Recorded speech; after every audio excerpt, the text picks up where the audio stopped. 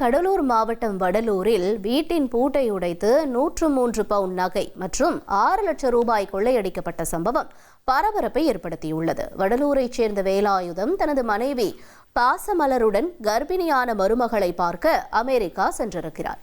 வீட்டை தன்னுடைய தம்பி மனைவியிடம் ஒப்படைத்து சென்ற நிலையில அவரை வீட்டை சுத்தம் செய்து பூட்டி விட்டு போயிருக்காங்க. மறுபடியும் திரும்பி வந்து பார்த்தப்ப வீட்டினுடைய கதவு உடைக்கப்பட்டு பீரோவில் இருந்த 103 பவுண்ட் தங்க நகைகளும் 6 லட்சம் ரூபாய் பணமும் திருடு போயிருக்கிறது. இது தொடர்பா புகார்ல வழக்கு பதிந்த போலீசார் தனிப்படை அமைச்சு குற்றவாளிகளை பிடிக்க உத்தரவிட்டிருக்காங்க.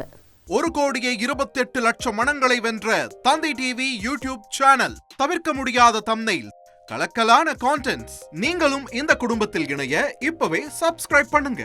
அசுரபலம் கொண்ட எங்கள் டிஜிட்டல் கரங்களில் உங்கள் விளம்பரங்களை சேர்க்க வாட்ஸ்அப் பண்ணுங்க. 8939888838. Email advttv@dttv.in.